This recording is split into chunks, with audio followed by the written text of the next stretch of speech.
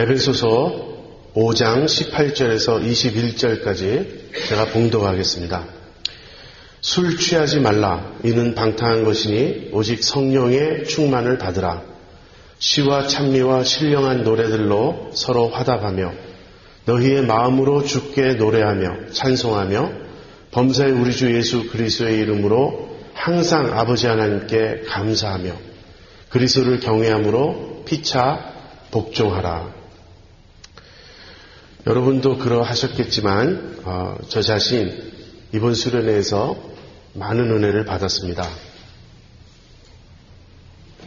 제가 칼럼에 말씀의 삶이라는 제목으로 제 개인적으로 수련회에서 받은 은혜, 깨달은 내용을 여러분과 나누었습니다. 결국 하나님의 말씀이 우리 안에 들어와서 우리를 살리고 우리를 변화시키고 그다음에 그렇게 변화된 우리를 하나로 묶어서 우리 밖으로 드러나는 것. 이것이 말씀의 역사, 말씀의 삶인 것입니다. 근데 제가 언젠가 설교 때도 말씀드렸는데 우연의 일치라 그럴까요? 하나님께서 여러 경로를 통하여 동시다발적으로 우리에게 말씀을 주시는 것 같은 그런 느낌이 들 때가 있는데 오늘의 설교를 준비할 때도 마찬가지였어요. 이번 수련의 주제가 결국은 말씀이 우리 안에 들어와야 된다. 이것이 이제 초점이었는데 오늘 성령의 충만을 받으라라는 이 말씀이거든요. 그런데 골로새서 3장 16절, 에베소서 5장 18절 이하와 평행 구절이라고 할 수 있는 골로새서 3장 16절에 보면 이 성령의 충만과 말씀의 충만이 동일시되고 있어요. 그래서 말씀이 우리 안에 들어와야 된다는 이번 수련의 그 강조가 오늘 본문과 그대로 이어지는 것을 보게 됩니다. 그래서 오늘 그 말씀이 우리 속에 들어와 역사해야 된다는 그 수련의 메시지를 또 생각하면서 동시에 그것이 성령의 충만과 같은 것임을 우리가 기억했으면 좋겠습니다. 지난번 설교는 에베소서 5장 15절에서 18절까지 지혜로운 삶에 대한 것이었습니다. 우리가 우리의 삶을 그냥 생각 없이 습관대로 매너리즘에 빠져서 그렇게 살아서는 안 됩니다. 우리가 어떻게 행할 것을 자세히 주의하면서 우리에게 주어진 시간을 건져내야 합니다. 왜 그렇습니까? 때가 악하기 때문에 그렇습니다. 그래서 우리가 어떻게 영적으로 깨어서 우리의 삶을 헛되이 낭비하지 않고 주의 깊게 이렇게 자세히 하나님의 뜻을 살피며 살 수 있는가? 제가 3가지 말씀드렸습니다. 바울이 얘기한 3가지를 함께 나누었습니다. 첫 번째는 지혜 없는 자같이 말고 지혜 있는 자같이 하라. 두 번째는 어리석은 자가 되지 말고 주의 뜻이 무엇인지 이해하라. 세 번째는 술 취하지 말고 성령의 충만을 받으라. 그런데 바울은 이 3가지를 언급한 후에 이 3번째 술 취하지 말고 성령의 충만을 받으라라는 이 3번째 그 권면에 대해서 좀 자세히 설명을 합니다. 그래서 오늘은 지난번 설교의 연속이에요. 우리가 어떻게 깨어서 이 세월을 건져내면서 지혜롭게 살 수 있을 것인가, 어떻게 주님의 뜻을 이해하며 살 수 있을 것인가, 그 문제를 계속 생각해 보는데 그 대답은 성령의 충만을 받아야 한다는 것입니다. 저는 오늘 이 성령의 충만에 대해서 4가지 질문을 던지고 그 질문에 여러분과 함께 답을 찾고자 합니다. 첫 번째는 왜 성령의 충만을 받아야 하는가? 왜 성령의 충만이 필요한가? 하는 것이고요. 두 번째는 성령의 충만이란 무엇인가? 그리고 세 번째는 어떻게 성령의 충만을 받을 수 있는가? 그리고 마지막으로 4번째는 성령 충만의 결과는 무엇인가? 하는 것입니다. 자, 먼저 왜 성령의 충만이 필요한가를 살펴보겠습니다. 그 이유는요, 우리를 둘러싼 세상이 우리를 사로잡고 우리를 억어하려고 하기 때문에 그렇습니다.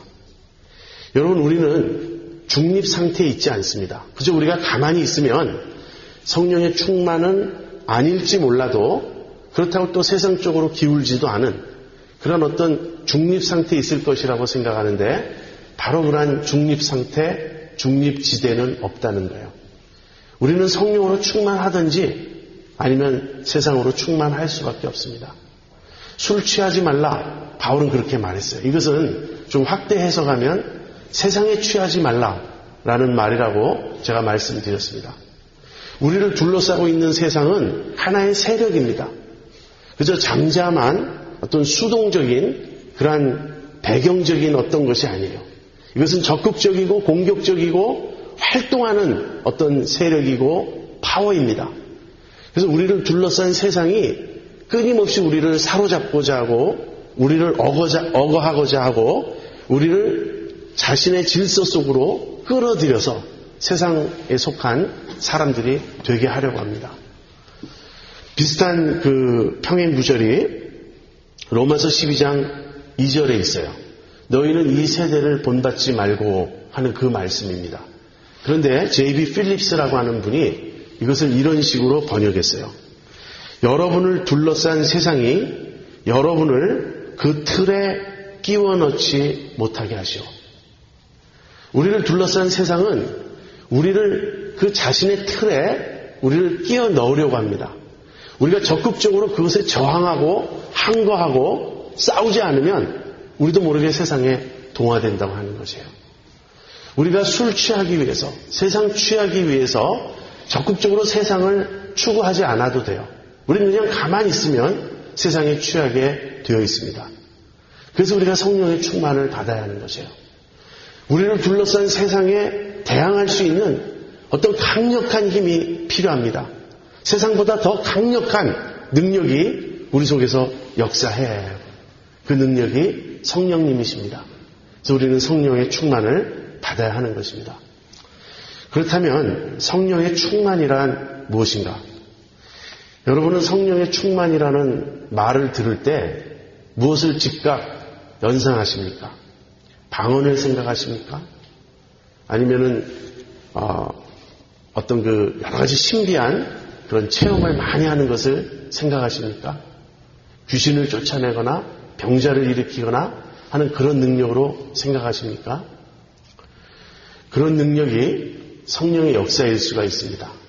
그리고 그러한 성령의 역사가 나타날 때 하나님의 영광을 받으시고 많은 사람이 주의 권능을 체험하는 것이 사실입니다. 그러나 그러한 현상은 얼마든지 우리를 속일 수 있어요. 성령의 역사가 아니더라도 그러한 현상이 일어납니다. 어떤 선교사님이 이교도와 힌두교 청년과 대화를 하셨는데 얼마나 이 힌두교 청년이 철저하게 논리로 무장되어 있는지 도대체 먹혀 들어가지가 않아요. 그래서 이런 얘기를 하셨답니다. 우리 기독교에는 성령의 놀라운 역사가 있다. 우리는 방언도 있고 신유도 있고 입신도 있고 여러 가지 초자연적 성령의 체험이 있다. 힌두교 청년이 웃으면서 하는 말이 그 정도 체험 없는 종교가 있는 줄 아십니까? 세계 모든 종교에는 공통적으로 그런 현상들이 있습니다. 사실이에요. 힌두교에도 있고 이슬람교에도 있습니다. 그렇기 때문에 우리가 성령의 충만을 말할 때 1차적으로 그런 어떤 외적인 현상으로 우리가 이해해서는 안 되는 것이에요. 성령님의 충만은 인격적인 성령님이 우리를 온전히 지배하시는 바로 그것입니다. 근데 우리가 흔히 하는 오해가 하나 있어요. 여기서 성령의 충만을 받으라 라는 말을 성령으로 충만을 받으라 라는 말로 이해하는 것입니다. 무슨 말이죠? 성령이 우리를 충만케 하시는 내용물인 거예요. 즉 성령을 많이 받아서 그 성령님으로 우리가 가득 차는 상태, 우리가 이렇게 성령님을 충만의 내용으로 생각하는 경향이 있습니다. 그러나 문법적으로 그보다는 성령에 의해서 충만을 받으라 하는 것이에요. 그래서 성령의 충만이란 무엇인가 이렇게 질문을 던지면 성령님께서 우리를 충만케 해주시는 거예요. 그렇다면 그 내용물은 무엇이죠? 사실 성령님 자신이 내용물이 되어도 마찬가지입니다. 그렇지만 좀 더 정확히 설명한다면 성령께서 우리를 충만케 해주시는데 무엇으로 충만케 해주시냐면 하나님으로, 그리스도로. 에베소서 3장 19절에는 하나님의 모든 충만하신 것으로 너희를 충만케 하시기를 원하노라, 그런 말이 나오고요. 또 에베소서 1장 23절에 그리스도는 만물을 충만케 하시는, 교회는 만물을 충만케 하시는 자의 충만이니라 그랬어요. 거기서 만물을 충만케 하시는 자는 그리스도를 뜻합니다. 그래서 그리스도께서 만물을 충만케 하시고 또 교회를 충만케 하십니다. 에베소서 4장 13절에 보면 그리스도의 장성한 분량이 충만한 데까지 라는 표현이 나오죠. 그래서 성령님이 하시는 일은 무엇이냐면 우리로 하여금 하나님의 생명으로, 그리스도의 생명으로 충만히 채워주신다는 거예요. 여러분, 어떤 교단이나 어떤 운동을 가보면 기독교라기보다는, 즉 그리스도교라기보다는 성령교라는 느낌을 줄 때가 있어요.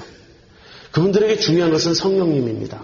성령의 은사, 어떤 성령의 능력, 성령의 체험, 성령의 역사, 마치 이것이 전부인 것 같아요.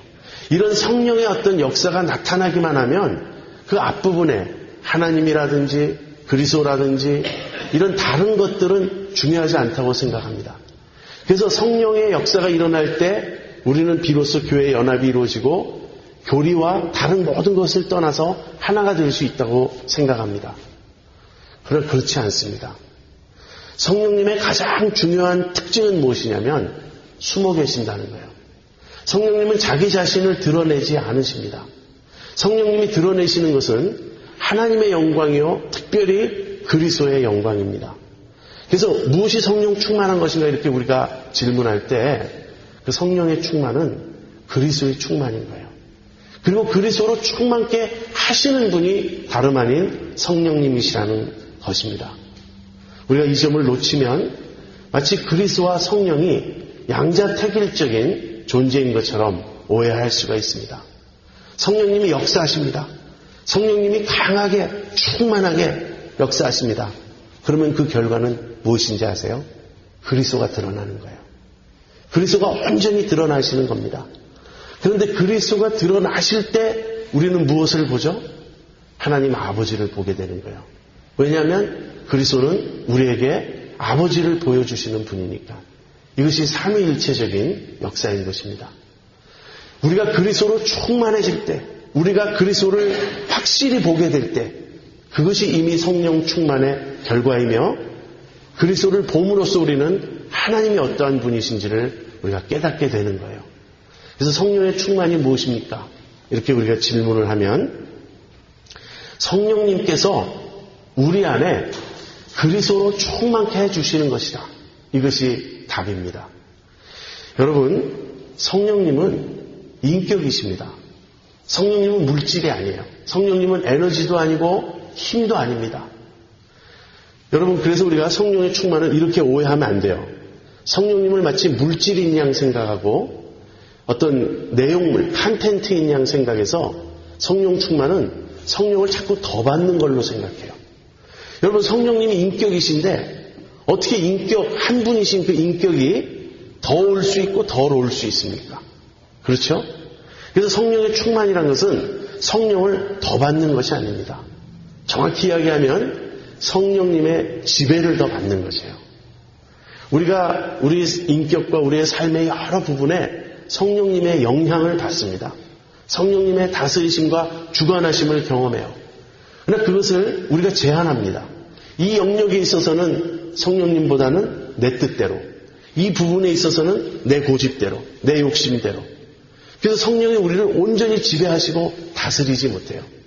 우리 안에 성령님을 모셨기 때문에 우리는 성령님으로부터 자유롭게 내 마음대로 행동하지는 못합니다. 그래서 우리는 갈팡질팡해요. 중간에서. 세상도 쫓아가고 싶고 성령님의 음성도 듣고 싶고 항상 이렇게 마음이 나뉘어 있어요. 두 마음을 품은 자들이에요. 두 마음을 품으면 어떻게 되죠? 주님의 응답을 체험할 수가 없어요. 그래서 어쨌든 성령님의 온전한 지배를 받지 않고 자꾸 우리 속에 있는 육신의 정욕, 우리를 둘러싼 세상의 욕심, 그런 것들을 쫓아가려고 하기 때문에 우리가 성령님의 온전한 지배를 받지 못하는 것입니다. 성령의 충만이란 성령님의 온전한 지배를 받는 것이에요. 마치 이런 그림을 연상하시면 됩니다. 이 바다 위에 배가 있어요. 돛단 배가 있어요. 그런데 그 배의 돛이 바람에 의해서 팽팽해진 모습입니다. 바람이 이렇게 몰아가는데 그 돛이 바람을 받아요. 그러면 돛이 활짝 펴지고 팽팽해지죠.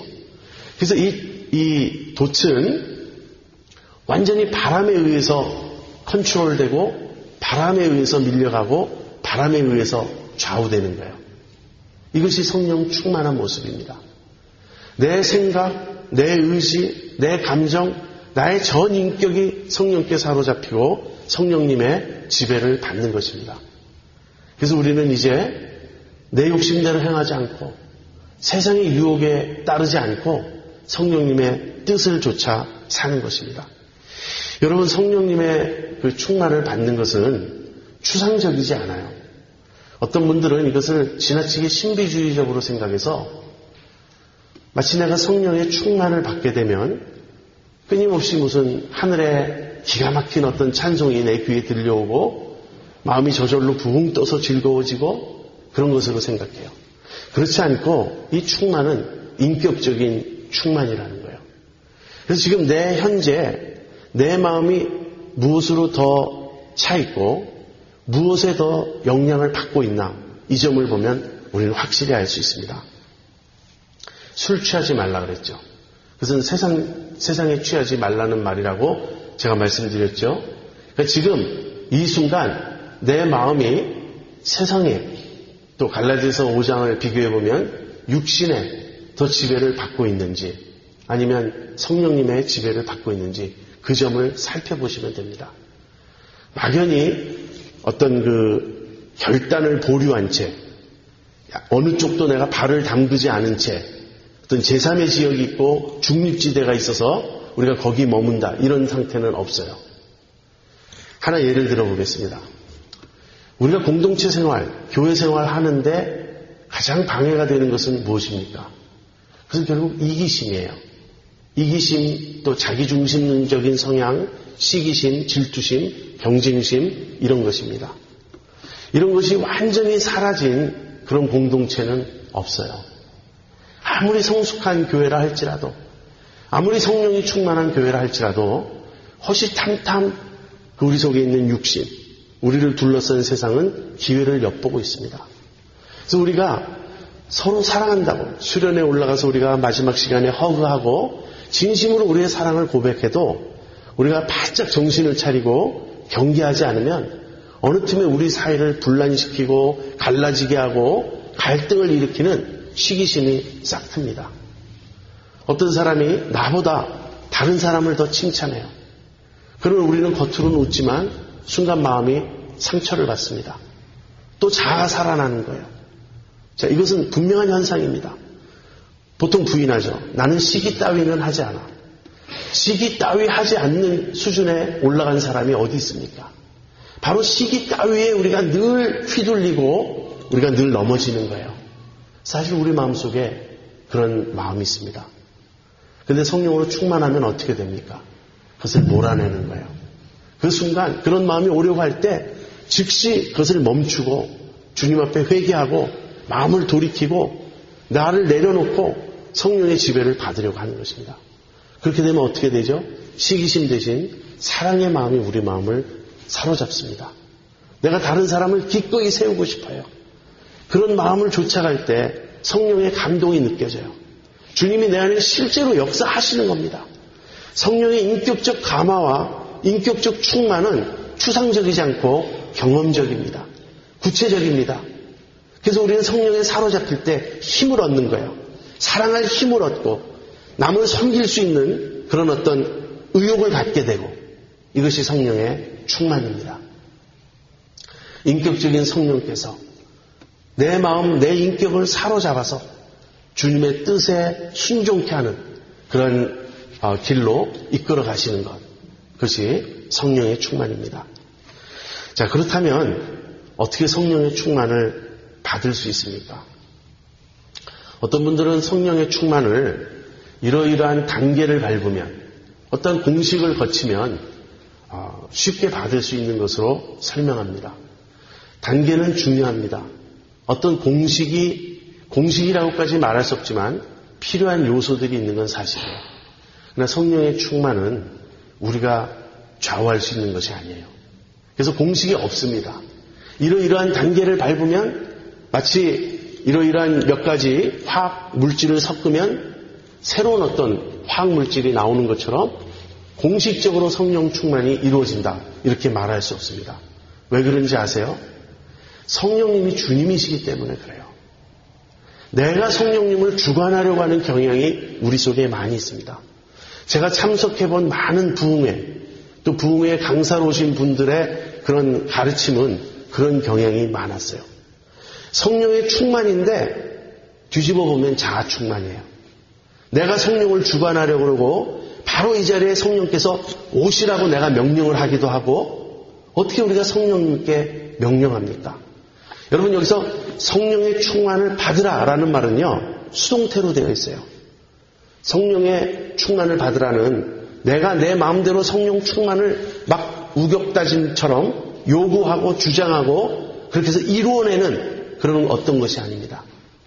그래서 성령 충만을 받는 데 있어서 가장 중요한 요소 몇 가지를 제가 말씀드리겠습니다. 이것이 수동태인 만큼 또 우리를 충만케 해주시는 분은 우리 스스로가 아니라 성령님 그분이 하시는 일이므로 제일 중요한 것은 사모하는 것입니다. 우리가 할 수 있는 일은 목말라 하는 것이에요. 사모하는 것이에요. 간절히 구하는 것입니다.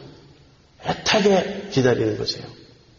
그런데 실상을 말씀드리면 이 갈망, 이 목마름, 이 사모함 자체가 성령님이 하시는 일이에요. 그래서 사실 성령님이 하시는 성령의 충만은 성령님이 하시는 일이며 그 첫 스텝도 역시 성령께서 시작하셔야 한다는 거예요. 그래서 이 목마름, 이 갈망, 이 사모하는 마음이 복인 것입니다. 신앙생활 해보신 분들은 다 영적인 매너리즘이 무엇인지 알아요. 한마디로 사모하는 마음이 내 마음에서 사라지는 거예요. 영적인 나태, 영적인 게으름, 안일에 우리가 얼마든지 빠질 수 있습니다. 그렇게 되면 어떻게 되죠? 사실 머릿속에서는 성령으로 충만해야지 합니다. 그렇지만 실제 내 마음에서는 원하지 않아요. 훨씬 더 세상이 즐겁고 재밌어 보입니다. 저는 유행가 자체는 절대 불러서는 안 된다 이런 입장은 아닙니다. 사실 우리가 찬송가만 부르면서 사는 건 아니에요. 삶의 여러 경험들을 우리는 노래로 표현할 수 있습니다. 그렇지만 어떤 유행가든지 다 되는 건 아니에요. 항상 기독교 세계관적인 관점에서 성경적인 관점에서 우리가 그리스도인으로서 부를 수 있는 노래가 있고 부를 수 없는 노래가 있는 것이에요. 근데 성령으로 충만하지 않을 때 사모함이 식을 때 어떻게 되죠? 갑자기 유행가가 그렇게 달콤해져요. 그렇게 은혜스러워져요. 비디오는 절대 보면 안 된다. 저는 그 입장이 아닙니다. 어떤 비디오는 교육적으로 좋고 보아야 될 비디오도 있어요. 그런 드라마도 있어요. 그러나 우리가 세상 충만할 때는 비디오가 그렇게 재밌어요. 드라마가 너무너무 재밌어요. 설교를 옛날에는 은혜스럽게 들었는데 설교를 들을 때는 졸음이 와요. 제가 무슨 말입니까? 성령의 충만은 우리 자신이 어떻게 하는 것이 아니라는 거예요. 성령님께서 먼저 우리의 마음에 사모함을 주시고 목마름을 주시고 갈급함을 주십니다. 이것은 그 자체가 복이고 그 자체가 은혜인 거예요. 여러분 어떤 사람이 정말 간절히 성령의 충만을 사모한다. 그러면 성령의 충만이 임합니다. 하나님께서 성령님께서 그 갈급함을 주셨기 때문에 이제는 그 갈급함을 채워주십니다. 문제는 우리가 갈급하지 않다는 거예요. 왜 우리가 성령의 충만을 못 받습니까? 성령의 충만을 사모하지 않기 때문에 그렇습니다. 그렇다면 지금 여러분 가운데 성령의 충만을 목말라하고 성령님을 사모하고 있는 분이 있다면 감사하십시오. 어쩌면 이미 성령으로 충만하기 때문에 그런 갈망이 있는 것일 거예요. 근데 만약에 성령의 충만에 대한 사모함, 갈급함, 어떤 그런 목마름이 식어간다면 어떻게 해야 될까요? 믿음으로 구해야 됩니다. 주님, 제가 정신 차리고 싶습니다. 저는 자꾸 세상에 취해갑니다. 제 마음이 자꾸 냉랭해져 갑니다. 사실 성령 충만을 받아야 한다고 생각은 하지만 별로 원하지 않고 있습니다. 주님, 저를 일깨워 주십시오. 제 영을 사로잡아 주십시오. 여러분, 믿음으로 성령의 충만을 구하셔야 됩니다. 첫 번째는 사모하는 것이에요. 간절히 사모하는 것입니다. 마치 주님과 사랑에 빠진 사람들만 이것을 알 수 있어요. 사랑에 빠진 사람은 늘 그 대상을 생각합니다. 우리가 성령님과 사랑에 빠져야 하는 거예요. 그 다음에 두 번째는 죄에 대한 철저한 돌이킴입니다. 사실 세상에 취해 있는 그 상태가 죄예요. 성령님은 무엇보다도 거룩하신 분입니다. 그래서 우리가 사람은 속일 수 있어요. 그러나 성령님은 속일 수 없어요. 우리가 죄에 빠져 있을 때, 우리의 마음의 상태가 죄에 끌려가고 있을 때 성령님은 너무나 민감하세요. 그 순간 성령님은 뒤로 물러나십니다. 거룩하신 성령님은 절대로 죄와 함께 할 수 없어요. 여러분, 우리에게 주신 은사, 어떤 그런 능력들은 내가 죄를 짓고 있는 동안에도 계속 나타나요. 그 사실을 아십니까? 많은 은사주의 지도자들이 놀라운 은사를 행하고 막 기적을 행하는 그 순간에도 죄에 빠져 있었습니다. 그럴 수 있어요. 그것은 성령 충만이 아닌 거예요. 성령님은 내가 거룩하지 않고 죄를 쫓아갈 때 그 순간 마치 전기가 흐르다가 스위치를 꺼버리듯이 그 순간 멈추십니다. 그래서 우리가 성령 충만 받지 못하는 아주 중요한 이유는 죄 때문입니다. 죄가 무엇인지 우리는 경험적으로 알아야 됩니다. 머리로 아는 것이 아니고 내 속에 내 마음 상태가 지금 죄로 향하고 있는지 성령님을 향하고 있는지를 우리가 알아야 됩니다. 그리고 성령님은 속일 수 없어요. 내가 지금 누군가를 사랑하고 있지 않다면, 누군가를 미워하고 있다면, 내 속에 속임이 있다면, 내 속에 욕심이 있다면 그런 것들로 인해 우리는 성령의 충만을 잃어버리게 됩니다. 그래서 죄가 있다고 성령께서 지적하실 때 우리는 회개하고 돌이켜야 합니다. 억지로 옛날에 어떤 지었던 죄까지 다 이렇게 되새기면서 막 긁어내라는 뜻이 아니에요. 지금 성령님이 나에게 하시는 음성이 있습니다. 그 음성을 들어야 돼요. 바로 오늘 아침 내가 내 아내에게 신경질적인 그런 말을 했다. 나는 덤덤하게 넘어갔어요. 그러나 아내는 상처를 입었습니다. 내가 다른 사람에게 어떤 악의적인 내 감정에 공격적인 표현을 한 적이 있습니다. 그러나 언어 자체는 특별히 문제될 것이 없어요. 그럴 때 우리는 내 감정을 그 사람에게 퍼부어 놓고도 그 사람 상처받은 건 그 사람이 지나치게 예민해서라고 변명합니다. 그렇지 않습니다. 성령님은 속일 수 없습니다. 그래서 첫 번째는 간절히 사모하십시오. 두 번째는 철저히 죄를 회개하시고 돌이키십시오. 이 두 마음 상태가 되면 성령님이 오실 수 있어요. 성령님이 바로 가장 원하는 마음 상태가 그런 마음 상태예요. 자, 그 다음에는 우리가 열심히 말씀을 읽고 묵상하는 것입니다. 골로새서 3장 16절 제가 아까 말씀드렸죠. 그리스도의 말씀이 너희 속에 풍성히 거하여 모든 지혜로 피차 가르치며 권면하고 시와 찬미와 신령한 노래를 부르며 마음의 감사함으로 하나님을 찬양하고. 성령의 충만은 말씀의 충만입니다. 그리스도의 말씀이 우리 속에 풍성히 거할 때 그 말씀을 통하여 성령께서 역사하십니다. 그래서 그냥 진공 상태에서 자꾸 성령 충만을 달라 그러지 마시고요. 말씀을 먹으세요. 말씀을 계속해서 받아들이세요. 많은 경우 말씀을 들을 때 깨달음이 오면서 성령의 충만을 체험하게 됩니다. 말씀을 들을 때 우리 마음이 뜨거워져요. 왜냐하면 그 말씀을 통해서 성령께서 역사하시기 때문에. 그래서 말씀을 많이 섭취하시고요. 성경과 더불어 좋은 신앙서적을 읽는 것이 그래서 참 중요합니다. 그 다음에는 기도입니다. 누가복음 11장 13절에 너희가 악할지라도 너희 자식에게 좋은 것으로 줄 줄 알거든 하물며 천부께서 구하는 자에게 성령을 주시지 않겠느냐. 주님께서 그렇게 말씀하셨어요. 여기서 성령을 주시지 않겠느냐라는 이 말씀은 성령의 충만을 주시지 않겠느냐 하는 그런 뜻입니다. 그래서 우리가 구하는 것입니다. 주님 저에게 성령의 충만을 주십시오. 성령께서 저를 온전히 사로잡아 주시고 저를 지배해 주시고 저를 이끌어 주셔서 제가 성령의 사람 되게 해 주십시오. 또 제가 비결을 하나 말씀드리겠습니다. 저 자신에게는 이 방법이 굉장한 도움이 됐어요. 그것은 무엇인가? 성령 충만한 사람들과 사귀는 거예요. 어떤 사람이 기쁨이 충만하고 늘 성령을 쫓아 행하려고 그러고 성령 충만한 사람을 보게 되면 자꾸 그 사람과 어울려야 됩니다. 그럼 성령의 충만은 전염돼요. 그 사람 따라다니고 그 사람과 교제하다 보면 나도 성령의 충만을 받게 됩니다. 자, 말씀, 기도, 교제 이런 것은 은혜의 수단이라고 부르는 것들입니다. 은혜의 수단이라는 말은 무엇이냐면 이러한 것들을 부지런히 사용할 때 성령께서 우리에게 은혜를 부어주시는 그런 통로가 된다는 것이에요. 그래서 이런 것들이 우리가 성령의 충만을 받는 그런 길입니다.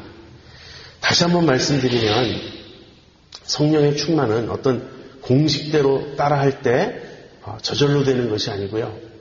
인격적이고 주도권을 가지고 계신 성령님께 나를 드리고 맡기면서 사모하고 구하고 기다리는 것입니다.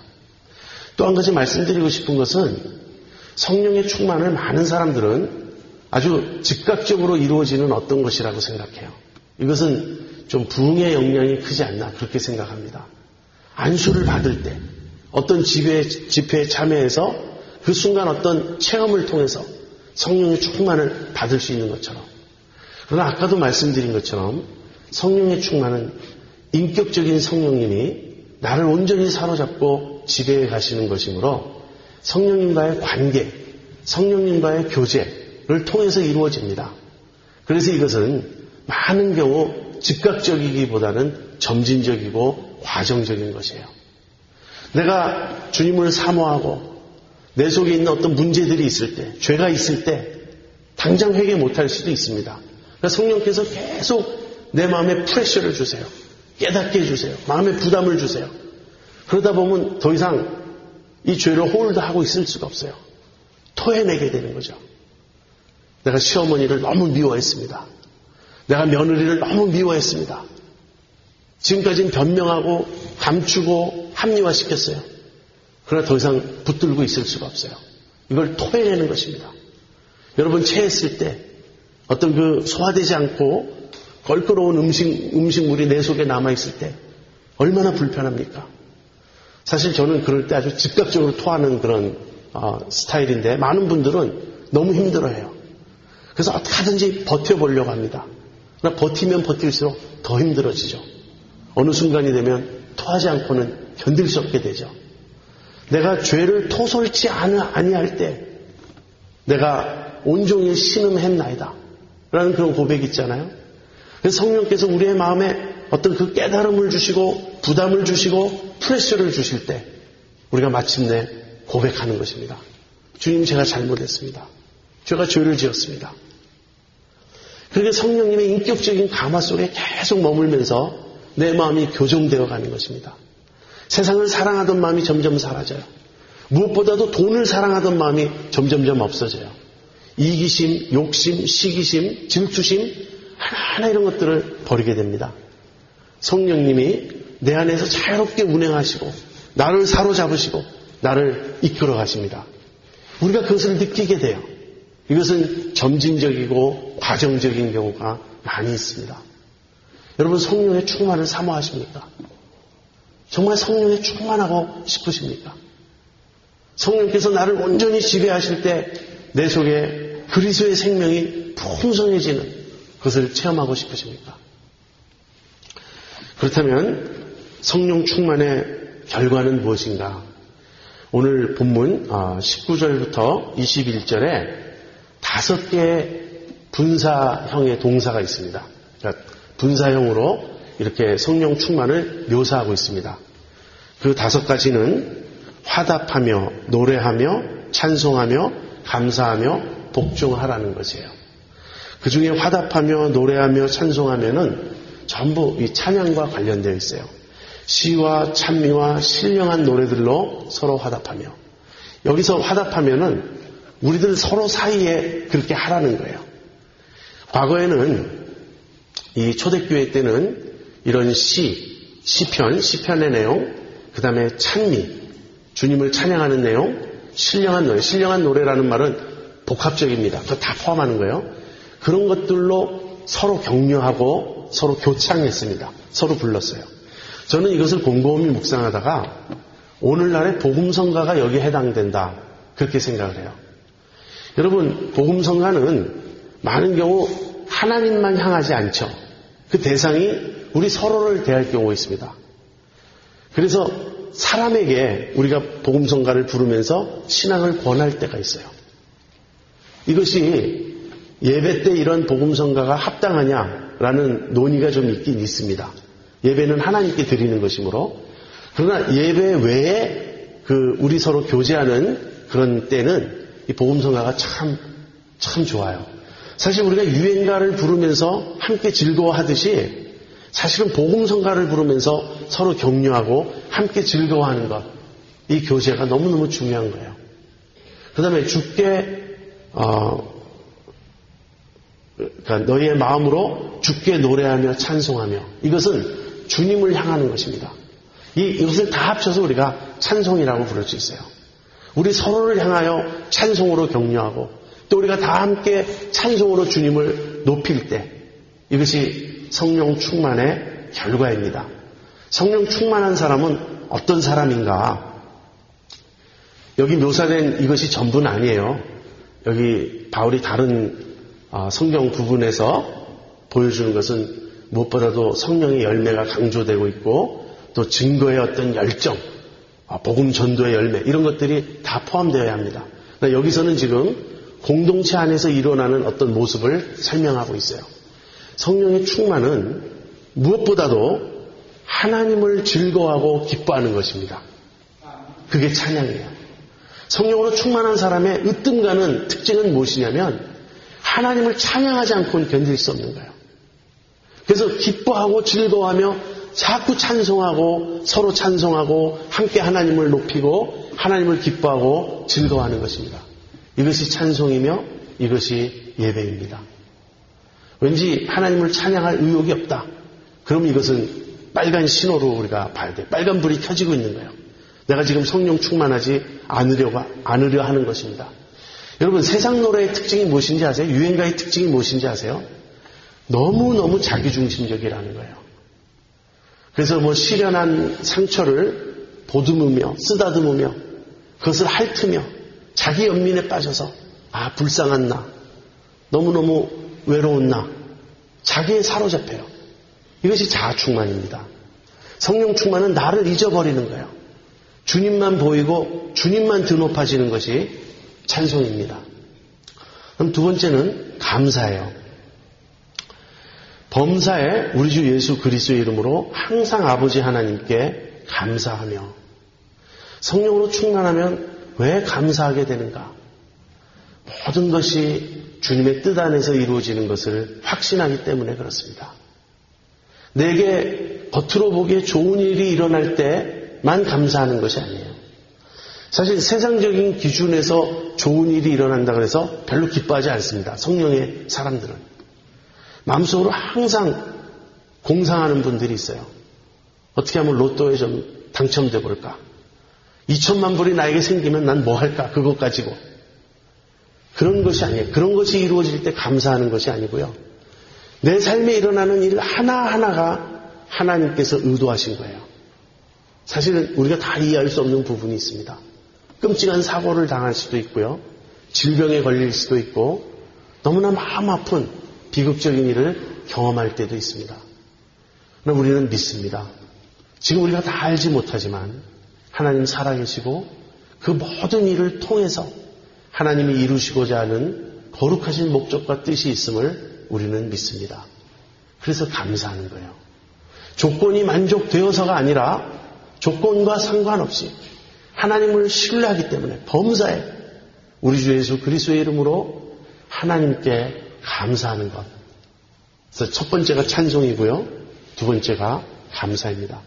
그렇다면 찬송 대신에 세상에 취해 있는 모습은 그저 자기 연민에 빠지고 유행가 부르고 그러는 것이라면 감사 대신에 세상에 취해 있는 모습은 무엇이죠? 불평이에요. 짜증스럽고 원망스럽고 불평스럽고. 그래서 내가 지금 마음에 감사가 없고 불평이 있다. 여러분, 불평은 정당하게 보입니다. 누가 나에게 이렇게 못되게 놀았고 괴롭게 했기 때문에 내가 불평한다예요. 모든 불평은 궁극적으로 하나님께 향한 것입니다. 왠지 아세요? 하나님이 그것을 허락하셨기 때문에. 하나님의 뜻은 내가 그 어려운 그 상황을 견디는 것이에요. 근데 우리가 불평한다면 하나님을 원망하는 것이 되는 것입니다. 그래서 내 마음에 감사 대신 짜증이나 불평이나 신경질이 생긴다면 즉각 경계해야 됩니다. 아, 지금 내가 성령 충만하지 않구나 하는 것이에요. 자, 마지막으로는 그리스도를 경외함으로 피차 복종하라는 것입니다. 결국 누가 성령으로 충만한 것인가?